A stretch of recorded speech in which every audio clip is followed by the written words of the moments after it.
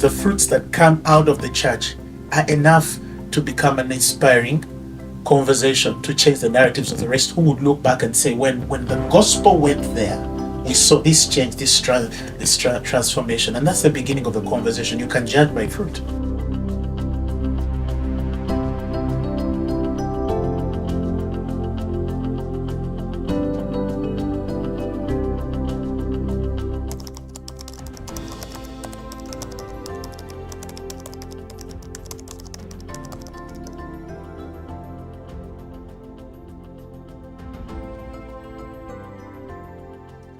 I don't agree that Africa has a dearth in leadership. I really don't believe that's true at all. I think that there are a sufficient number of very capable young people in the continent. So I don't believe that there is a quantum problem. That notwithstanding, I do think though that my estimation would be that the biggest challenges young Africans face today is we don't have the courage to liberate ourselves from our liberators. So no matter where in the continent you go, typically you'll find that the people seized with the responsibility of leading those people have liberated either those people, which is in my country, or those people forefathers, if you're in Ghana, say. But what the young people lack today is simply the courage to liberate themselves from those very liberators who gifted us the promise of this free continent that we face today. So if we don't do that, then it'll always present itself as Africa has a leadership crisis. I want to be very clear. Africa, in my opinion, does not have a talent crisis. We don't have a competent people crisis. We don't have an intellectual ability crisis. We don't have any of these as crises. The only crises we have, frankly, is that young people don't understand that power is contestation. And that we're just not ready in numbers to fight for the contestation of our futures. And ultimately, I was speaking at a conference the other day in Nigeria, and I said, I think our generation is the one that's got to make the decision about to what are we going to be loyal? The past from which we come or the future that we want? Because we're at the point where we can't be loyal to both. Right. And how does fighting for what we want look like to you? Well, I think that's precisely the point. Often people hear the word fighting, and that gets particularly those in power, it gets them nervous, as it should do, right? I think the very idea of fighting is the recognition that it's not going to be given willingly. And we can't ask for it. So there's no asking for it. We can't ask for it. That does mean we need to find creative, necessary, but belligerent means to seize power. I just want to be clear. It has to be belligerent. I'll give you guys an example. I work in capital markets. I've been running around the world for 15 years, talking to global investors about talking to Africa, long before Time magazine was talking about Africa rising as a thing. Some of us were talking about the actual rise of the continent. The biggest challenge we had wasn't the global community. The biggest challenge we had were the local authorities in different countries who recognized that if Africa did rise, the youth who would rise with that and the dividend that would result from that would often shake the very levers of power they sit on. Most of us in this room come from countries where you know in election season, because suddenly the people running for power are showing up with food parcels and t-shirts. And so what I mean by this contestation is that young people have to contest the right to determine for themselves the worth of their own lives. And no matter where we are, that's what we have to figure out how to do.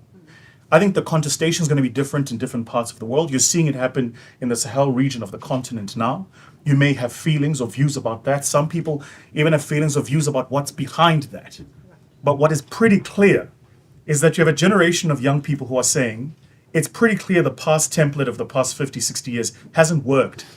And so we need to rethink what the template of the next 50 to 60 years looks like, and what role are we each going to play with regards to it. It's a contestation. It's going to be difficult. And what I think we need to figure out is by different country, by different regions, given different nuances, what are the various things we each need to do? Maybe to push back a little, what then do we take of the failure of probably our governments to provide basic services, right? In places where those probably once existed. I'm from Zimbabwe, so. Oh, boy. Oh dear. You, how then do we sort of define leadership in those contexts? Leadership might not look the same, especially we have Asian countries. They have proved that you can have a different non-Western leadership and still have probably the economy that works perfectly, or maybe not as perfectly, but a growing economy. The Asian tigers, China now rising and probably going to be the next big economy.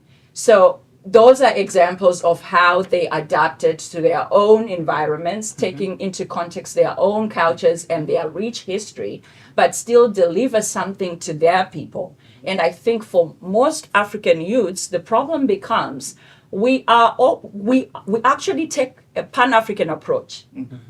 We understand all the evils the West has done. We push back against their idea of democracy, but we still feel that our leaders have let us down. So how do we sort of reconcile that? I want to venture a thought on this, and please excuse me if I'm stepping outside of the guardrails that you've set for this conversation, but I suspect that a part of the problem is that we don't have a uniform understanding of what it is we mean by leadership. Right. And as a consequence of this, we assign managers leadership roles. They're not leaders, they're managers. There are many presidents in Africa who are managers, they're not leaders. They can't imagine a future. They can't inspire a people. They don't have the courage to take the necessary action to make those things real. This is true for much of the continent. So one of the things I think we have to do in the conversation is to recognize that we are perhaps the first generation that actually has a real chance and probability of leaders that can effect change in the continent from outside of it and who are not in political office. This is the first time, I can't imagine in how long, where that is actually plausibly true. You see it too when a number of these managers who are in leadership positions face a contestation from outside of the echo chamber where they have seized power. You notice how they respond. There are examples aplenty, we don't need to mention them, about how it is they react when they find that there is an affront to the institution of power that they have seized. I spend a lot of time in your homeland of Zimbabwe, so I must be careful how I frame this next statement. But I will say to you that in my mind, the conversation is not a tenure conversation.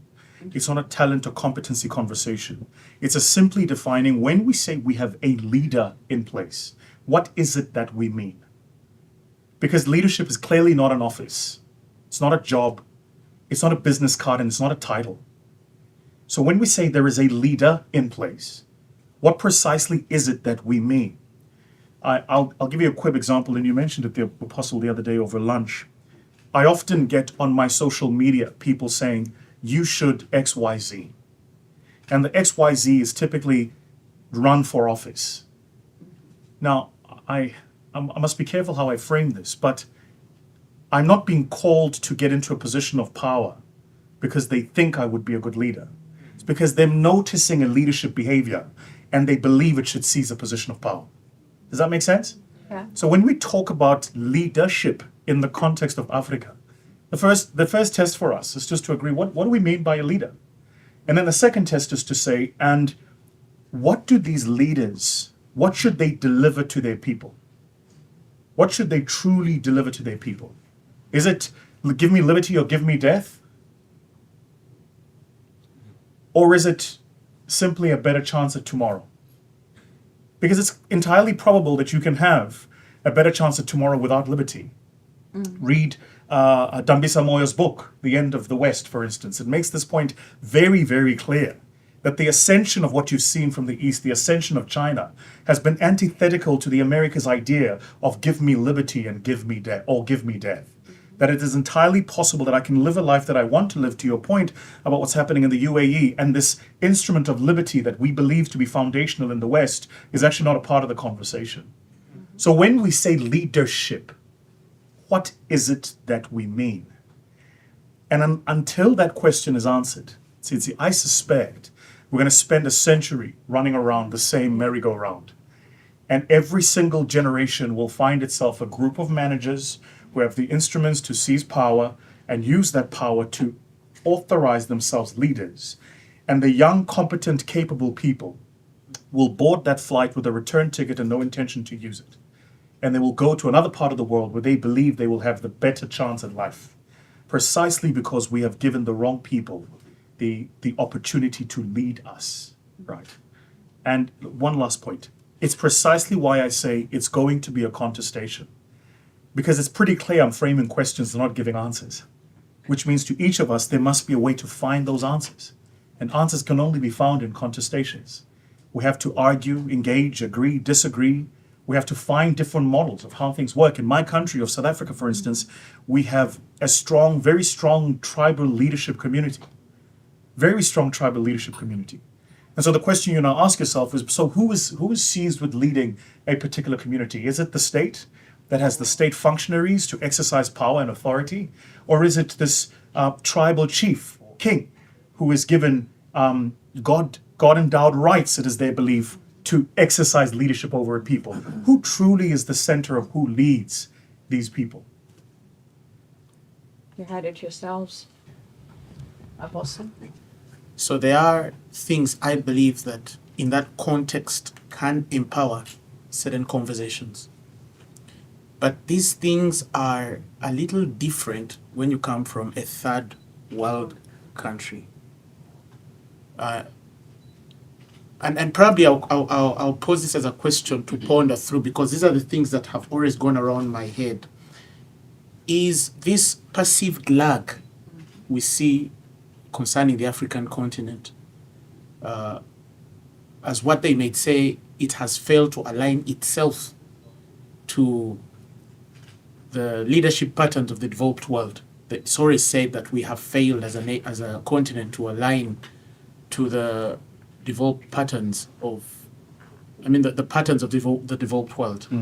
And I always ask myself, is it because we are inherently inadequate, or is it because the paradigms of leadership in these nations, developed nations, quite cannot connect, or Africa has failed to assimilate to the frameworks that were not inherently suitable for her unique context?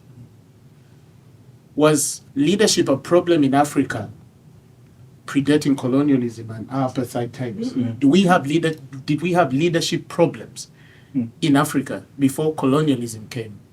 Before the white people came to tell us what leadership looked like? Look at, let's define a simple topic like moral values. From our context and our history, there's a way we understood many aspects of life, right? And with all due respect, the West had its own understanding. They have their own orientation, right? When you bring a conversation like democracy, what does that mean? Does that mean that because a nation is democratic, therefore it has the best leaders? Well, I'll give reference to places like Saudi Arabia, UAE. Right. Al Maktoum has been the vice president and prime minister of the United Arab Emirates since 2006. That's 18 years. In the context of America, it would not work, because how would you be a prime minister for 18 years? Or Al Zayed, who just passed recently and his son took over in 2020. This guy had been, president of the Emiratis for, again, up close to 20 years of leadership. We could say in that context, from a Western perspective, that this is a dictatorial government. Sorry? Oh. You were saying something? No, I was going to say that there's the idea of religious organizations being central to at least defining life. Would that translate as well to non-Christian countries? I think the point is, begin by making it work, right? And if it can work through, the Bible is very clear, you'll know them by their fruits. The fruits that come out of the church are enough to become an inspiring conversation to change the narratives of the rest, who would look back and say, when the gospel went there, we saw this change, this transformation. And that's the beginning of the conversation. You can judge by fruit. Judging by fruit. All right, I would like to take questions from the audience. I still have plenty, but I want you to get an opportunity to get your questions in as well. So do we have people with questions? I see a hand. I see another hand. All right.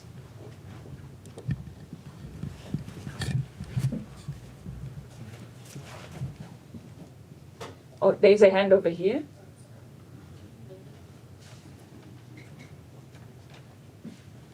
Thank you so much. Maybe you can say your name first. I'm Bishop Jones. Should I stand? Or sit? Everybody else is sitting. I'll Okay. stand for you, Bishop. All right, let's go. We're wearing the same clothes. I'm Bishop Jones. My ministry, Global Justice Ministries. We have an office in South Africa. Not been to Uganda yet. I'm also a student at HKS, Center for Government. This question's for both Apostle as well as for Vusi. My ministry is largely centered around developing leadership in and around the African continent. We spent almost 15 years in South Africa. I have a house in South Africa. Incredible. My wife is also South African, just so you know. I know it. You do know these things, so I didn't know if you know them as well as I know you. So this campaign that we have had, Apostle, for global social justice involves this very thing on leadership and leadership development and how we bring better leadership to South Africa through the use of the principles that have been taught in our Bible. And as you said, there are general principles that can apply in any region if they're applied correctly. My concern is that the church has not been properly taught how leadership should look, to your point, Vusi. That we can develop a culture of leadership based upon a proper orientation of the people who are electing the leaders. Because the leaders are being elected largely in South Africa by the Christian church. And the Christian church has largely not been given the proper understanding of what real righteousness looks like, It's good, Bishop. based upon what we have been taught in our Bibles. And so our campaign has largely been about how do we change the dialogue, how do we use those 2.5 hours every Sunday morning to bring about a better understanding of what it means to be righteous in a contemporary context. And what does it mean how does it change the dynamic of leadership, the profile of leadership based upon what we have been taught scripturally? And my question for you is, do you see, that sort of a campaign as being a way forward for other nations, even outside of South Africa, but especially in nations that have adopted, by majority vote, Christianity as their favorite religious scripture to sort of use and guide in shaping of moral leadership? And whether or not we are able in this season to fend against the pushback that we get from other nations that say, no, we must have, we must be an interfaith approach. There must be an interfaith approach to leadership because there's so many different religions and we have to entertain them all. Yeah. Understanding that, democracy doesn't require plurality, it just requires majority. Majority of the people should choose and decide who and what we're going to use as our primary, not exclusive, but our primary focus for leadership. So the question is for both men. Amen. If you could give us some guidance in that area, I greatly appreciate it. So good. So should we take another question and have them answer 2 questions? Okay, I'll take it. So get microphone and Okay. That was good. There was another hand over there.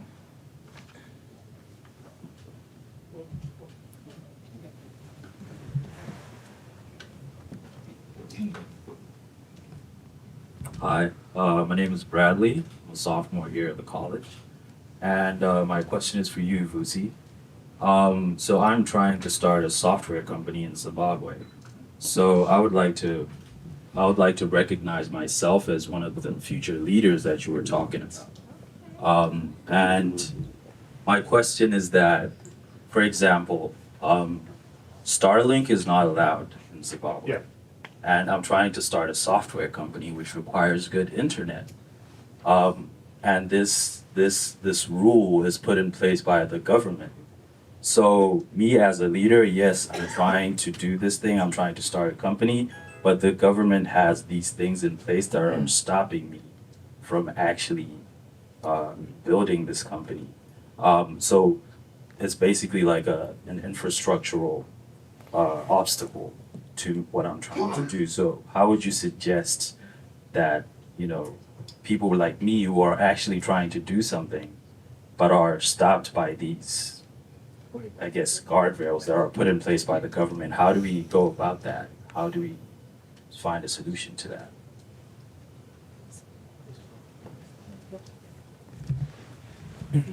Me first, okay.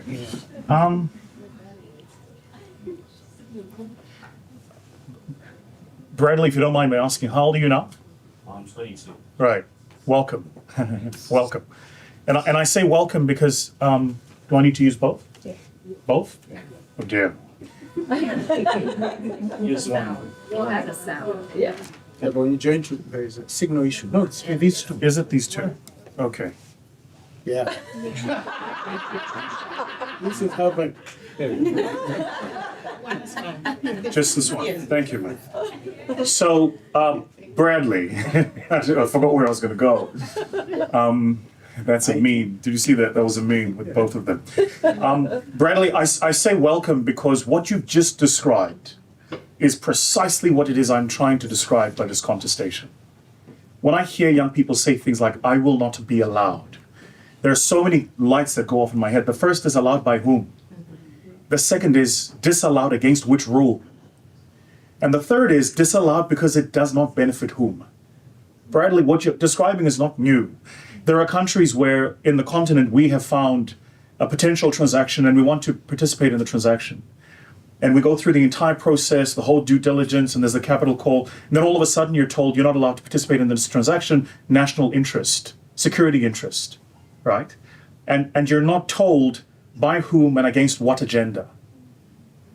And then in not too far from that time, something breaks in the news and a certain startup that was operating in that space has been shut down by the government. Several of these have happened in West Africa, in a particular country in West Africa from which our host comes from, for instance. A very exciting fintech startup was shut down by the state precisely because they were working in the world of alternative currencies to enable people to transact. And this just didn't fit the agenda of the people in power at the time. Bradley, that no one's going to allow you. That's precisely what I'm trying to describe. And it's this idea we have as young people, right, that we must just go and get a good education and come back to Africa, and all of a sudden doors will open and they will allow you. No, they won't. I want to share with you something a mentor of mine shared with me that fundamentally changed my perspective, because I used to get ulcers, literally ulcers on this. And he said to me, the body has an immune system. Yeah, the immune system protects the body against an attack of a foreign object. All societies have an immune system, even dysfunctional ones. And if you come in from the outside and want to do things differently, you must fully expect that the immune system is going to fight back. The system's going to fight back. It's the nature of these things. The difficulty for young people like yourselves, Bradley, is whether or not you're willing to spend 10 years of your life fighting for something where you might, at the end of it, if you win, create the kind of wealth you could do here in 3 months. That's the real contestation. And so what we're seeing are young people who say, I love the idea of going back, but I look at the current country, I look at the currency, I look at the trajectory of the currency to country, I look at the macroeconomics. You know what, frankly, I'm pretty good for me to stay by here and do okay here. And so what I pray for young people like yourself, Bradley, is that what the cause that calls you is bigger than the reasons not to do it. Because until you are convicted, absolutely convicted, there is nothing Vusi is going to say in a room that'll say, wander into the abyss and go and make it work. It's just not going to happen. But I pray that you find the conviction. Before I hand over to Apostle Bishop, I want to say to the comment that you made earlier, Bishop Jones, for those of you in the room who don't understand how colored what Bishop Jones's contribution to this conversation is this. Even in my beautiful country, and I want to be clear, I love my country. I'd have it no other way.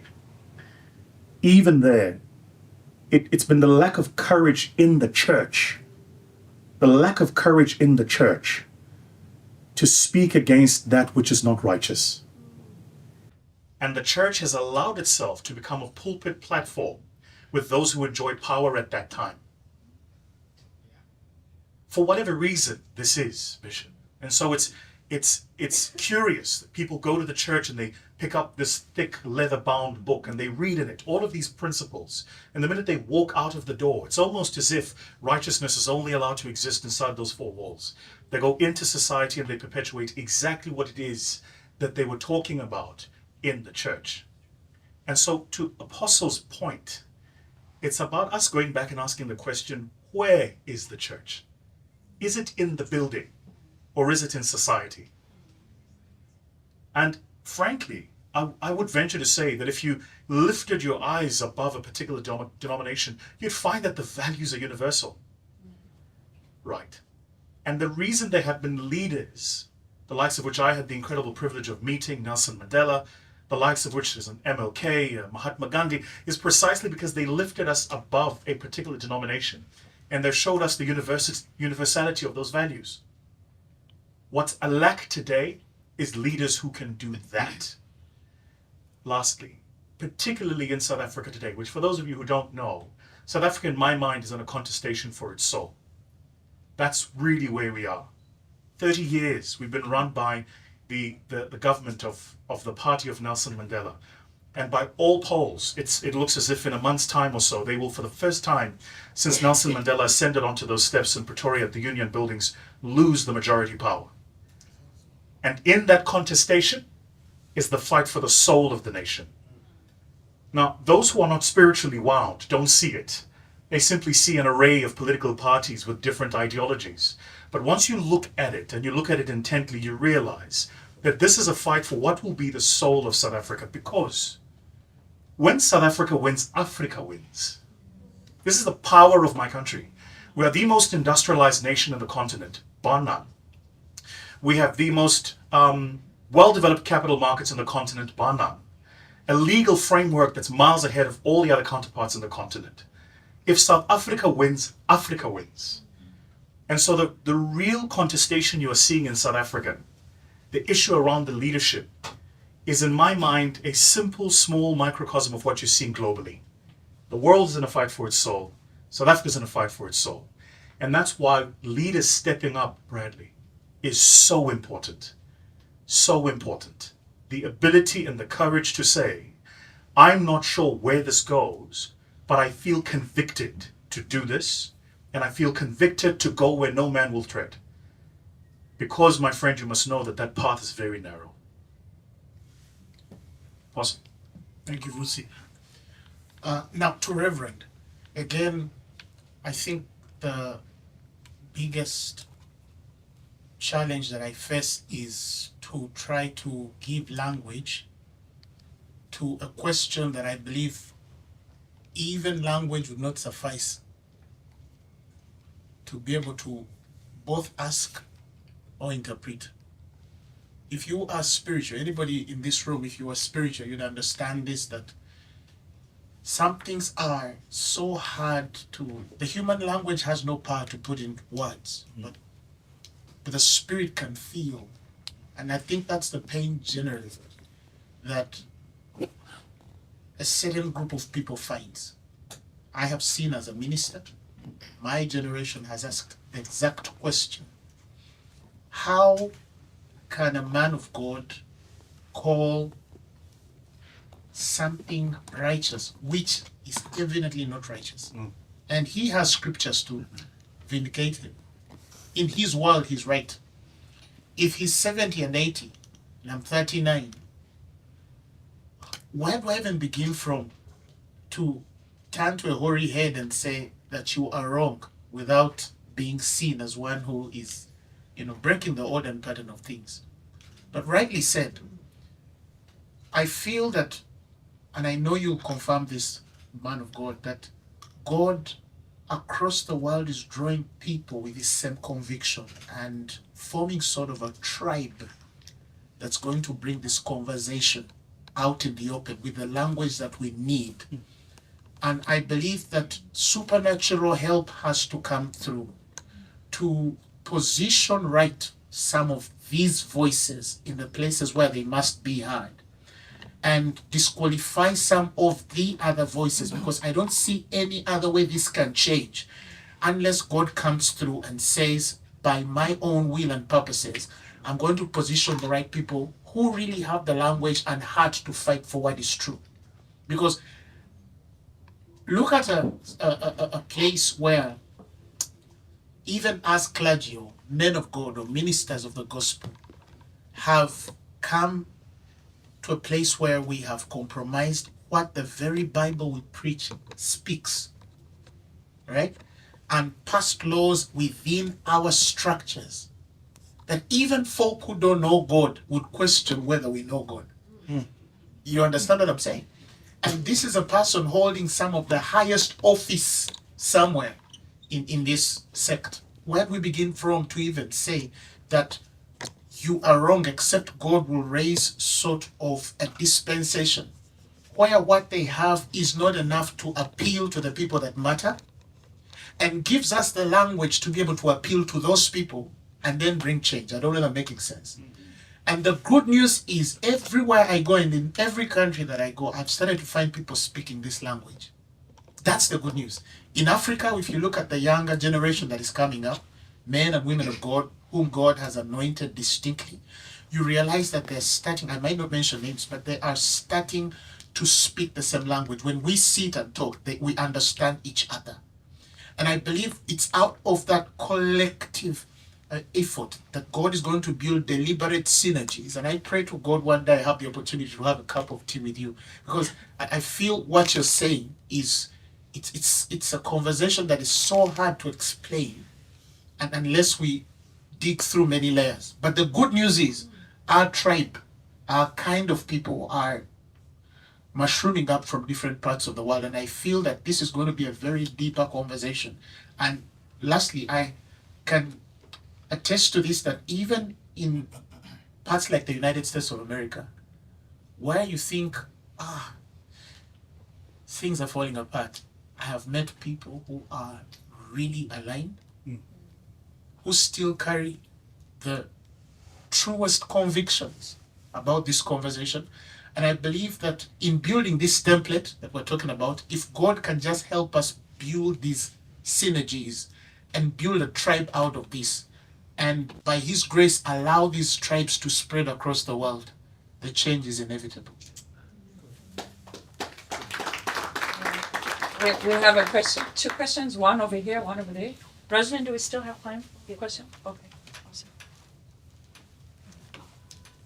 I'll be very quick. I'm Anita KG. There's this misconception that leadership is painted with perfection.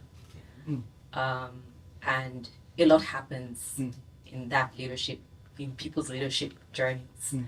But I've noticed that, and it's one thing we encourage here at I'm from HKS, is to share leadership failures. And I'd like both of you to share a leadership failure from your leadership journey that we could benefit from. What lessons have you learned? What would you do differently if given that opportunity in that similar situation? Yeah. Good question. It's a very good question. Yeah.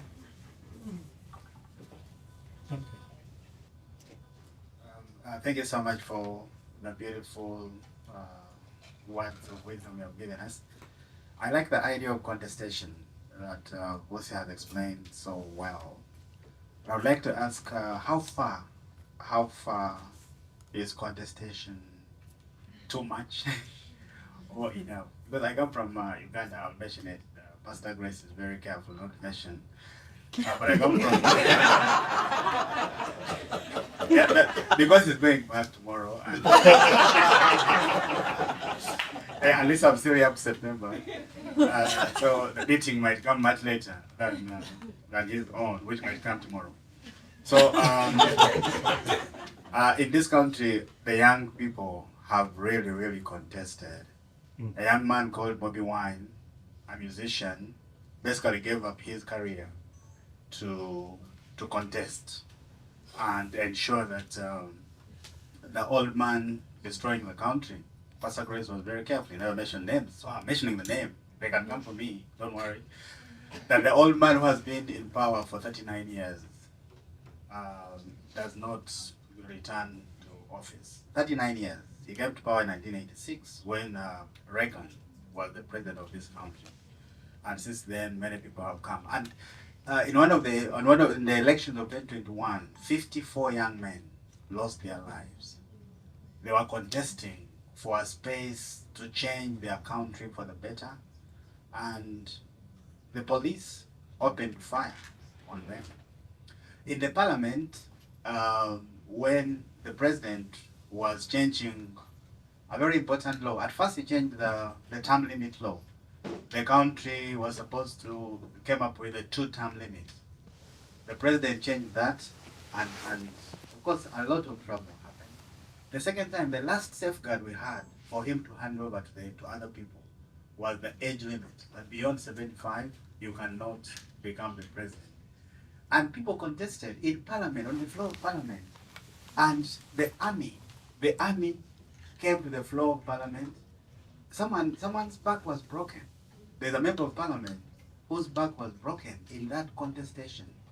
And so in Uganda, we have really seen this contestation taking place every day.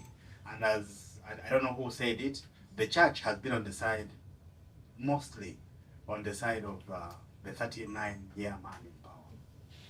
Apparently, one of his children is a pastor, and the Bible is one of the instruments that he has used to stay in power for long.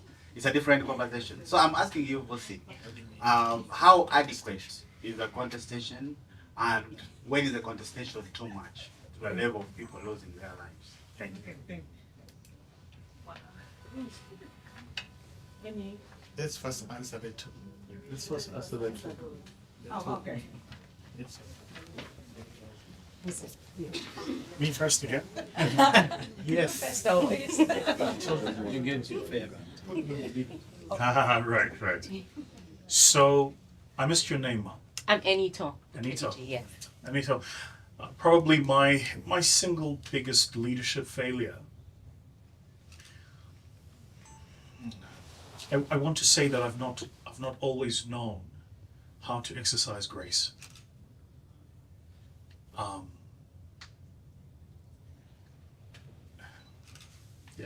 In the 21st century of Uber taxis and Uber Eats, we expect everything now. And in leading people, there is a process of fermentation that you have to allow the other person to go through. And I'm maturing into it certainly as I get older, but certainly when I was younger, I had very little grace for people. Very little grace for people. It must be said that I also operated in an environment, in an industry where that's rewarded. And so a lot of us, I think, this is often why I'm careful to call out political leadership. You'll notice I've not used those words because even business leaders do the things they accuse political leaders of doing. Yeah. Right. Even civic leaders do the very things they accuse business leaders of doing. Because there are certain human characteristics that are carnal, that are just part of the flesh. And if you approach the world with a particular outcome desired, and in today's world, it's not just outcome, but it's outcome now. That doesn't give you space for grace. So when I was younger, I think I've matured a lot more on this. I just didn't have grace for people. I console myself when I read literature of other leaders, and then I realize I was just in the path that they were on. So for instance, if you read the letters Winnie Mandela wrote Nelson Mandela, if you read about Nelson Mandela's own speeches when he was younger, he was not the magnanimous man we know today. He was hard, he was forthright, he was belligerent, he had very little grace for people. He wanted what he wanted the way he wanted it. And I think that there is a certain amount of coarsity that time just washes out of the edges of your soul. and you learn to be a bit smoother with people. You'll notice the older people in your life tend to be calmer. They see things for what they really are. And so for me, that was a true, genuine leadership failing. And I hope to improve on this. I will not even venture an answer on the Uganda matter. I will say, Sarah, I will say to you the following. Your question was, how much contestation is enough? That's like asking a fish how much ocean is enough. It's like asking the human body how much oxygen is enough. How much contestation is enough? It's never enough.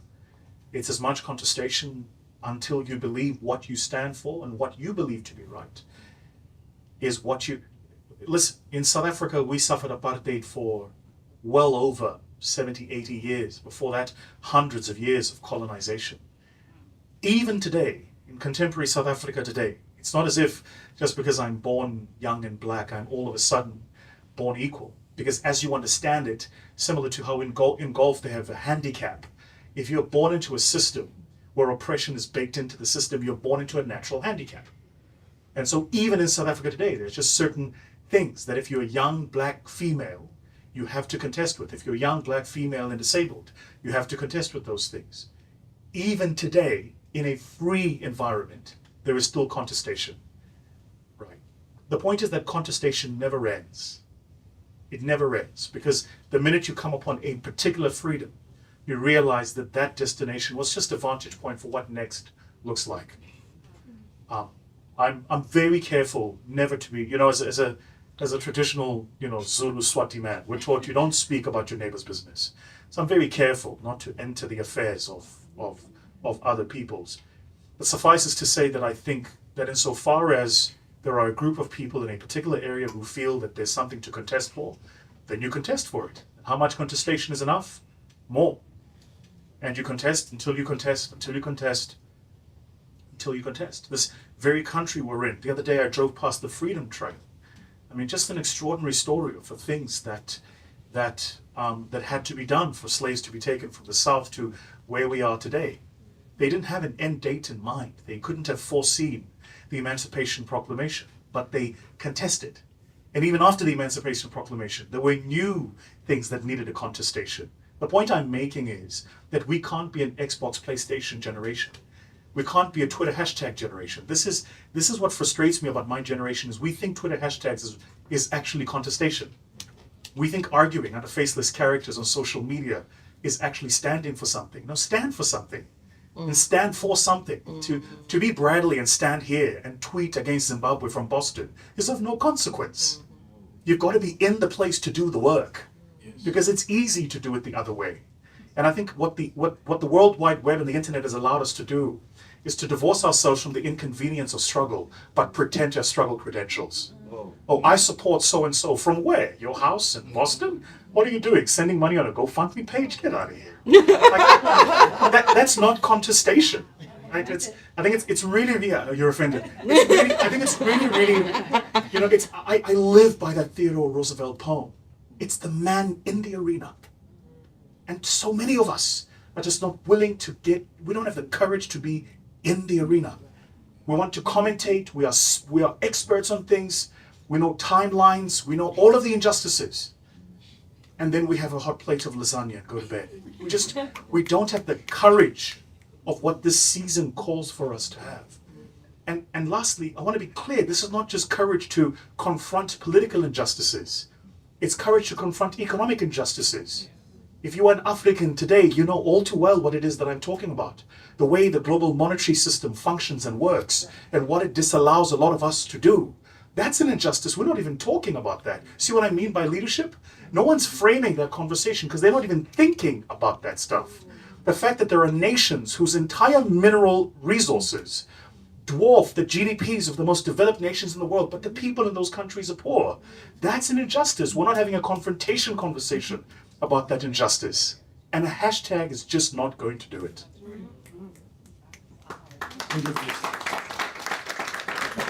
Now, on my sister's question, I think one of my greatest failures in life, especially in my primary years as a leader and minister, was the thought that I could please everybody.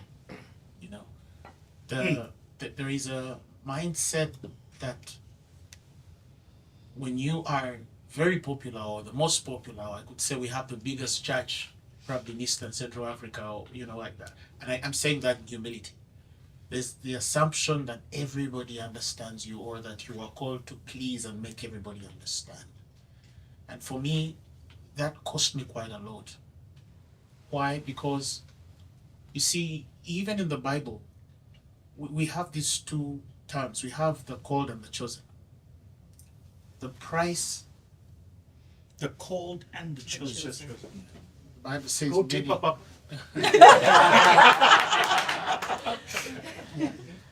the Bible tells us that many are called, very few are chosen.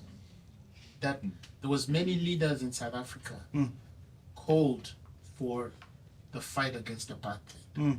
But Nelson Mandela was chosen distinctly to be sort of a pioneer, a leader ahead of these many.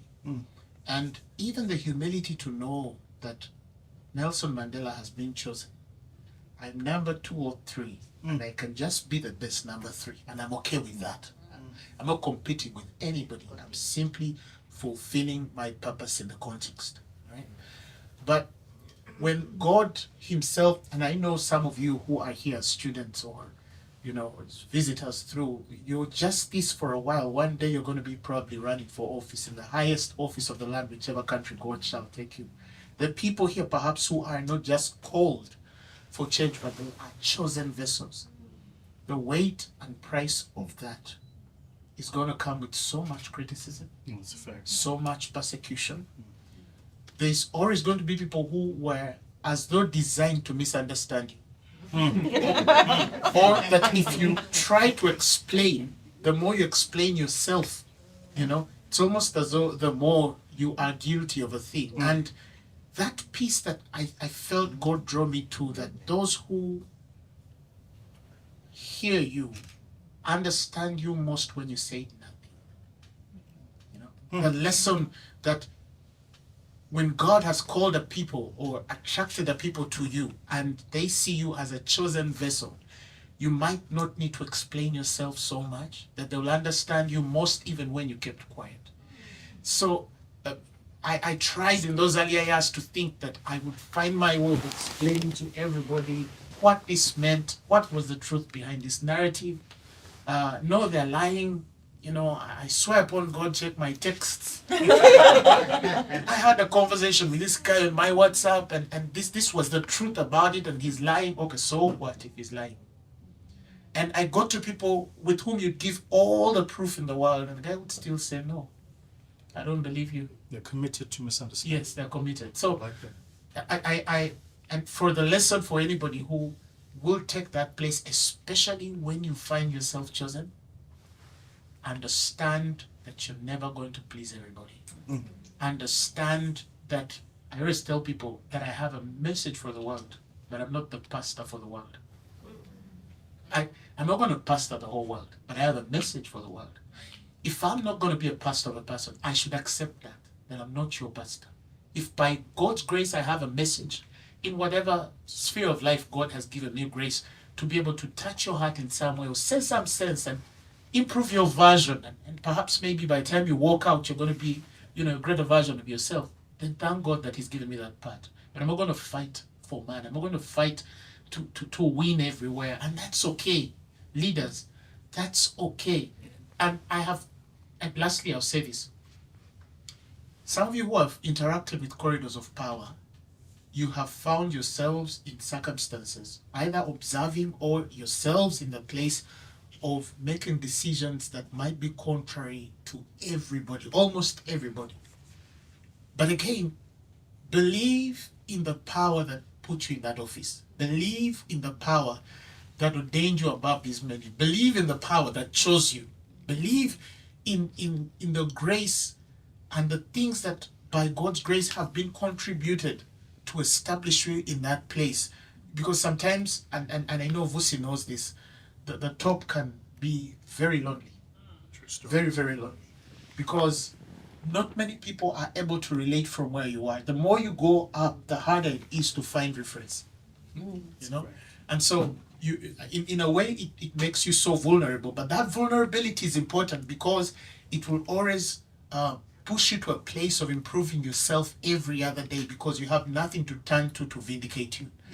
And to the end, I think where you find that perfect balance, and this is the perfect balance, and I've always told some of my people who care to hear, that I've gotten to a point where I'm not moved by men's criticisms, but neither am I moved by their praises.